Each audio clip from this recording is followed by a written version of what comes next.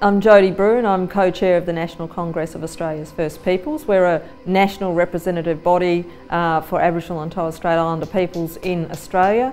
And our main role is the protection and promotion of rights of our peoples right across the country, but it's also about building unity and taking on issues that have a national significance. We are a small organisation. We actually rely on volunteers ourselves quite a lot in the sense that a lot of the times we're doing work in the communities, or we're doing running functions and running events, and we do ask our delegates and our members to volunteer their time to come and help us to promote what we do. Now that's one part of it. We also have a lot of other people who put their hand up to do work for us. So a lot of retired people are actually putting their hand up. How can we help? What can we do to help Congress in what you're taking on? And these are people who want to do this work as pro bono, whether they're retired or not, but they want to do it as pro bono. And really, our organisation actually couldn't function without a lot of that support. Look, we're really pleased to be a partner in the World Conference on Volunteering, because we see volunteering as a really critical part of community development. And for us, community development and capacity building is a really important element of the work that we do. And I think for a national or an international conference, I think they all need to have that sort of Indigenous flavour in them, and particularly this one being held in Australia. I think it's really important that we recognise the role of Aboriginal and Torres Strait Islander peoples in the community as volunteers.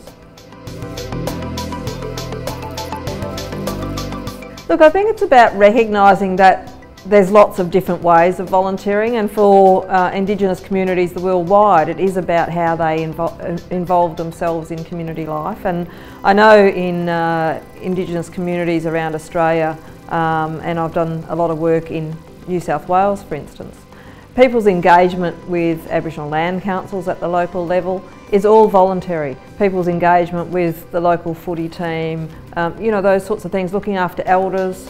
A lot of that work is done, they don't call it volunteering necessarily, but I think it is about recognising that that work goes on, and it is really vital work to the community. People just see it as a really important part of how they relate to their community, how they support their community, and you know, I think for a lot of Aboriginal people, it's just part of who you are. You work in the community and you help out with various activities that are going on in the community. And the only way things have got done in the Aboriginal community has been through volunteering people's effort. And the land councils is a good example of that.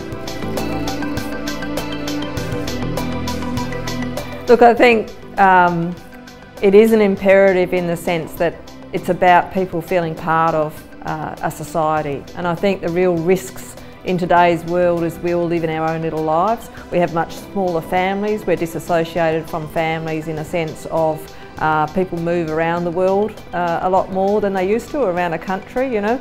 Each of us have families spread out over countries. So how do you stay connected to your local community? And I think volunteering is a really strong way of building that community cohesiveness, a sense of being part of a community and contributing to that community.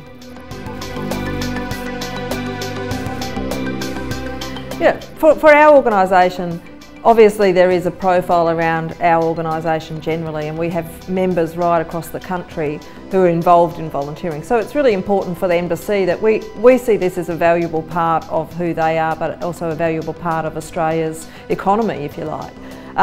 The other part of it is obviously promoting that Aboriginal people and Torres Strait Islander people right across this country take a really important role in communities as volunteers, and promoting that as an aspect of our lives.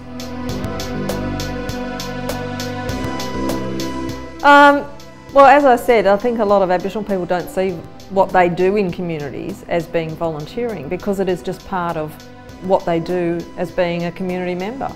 Now, whether that's looking after elders, doing all the cooking for elders, doing things with kids, teaching culture as part of a community, as part of a school environment, they would see that as really critical to maintaining, you know, who they are as a community. So it is a little bit different in terms of the sense of what volunteering is. That's not to say, and I think Aboriginal and Torres Strait Islander people do a lot of work in the community that is recognised as mainstream sort of volunteering, whether it's coaching a footy team, you know, working out at a school canteen, doing work with elders, all of those sorts of things that are recognised.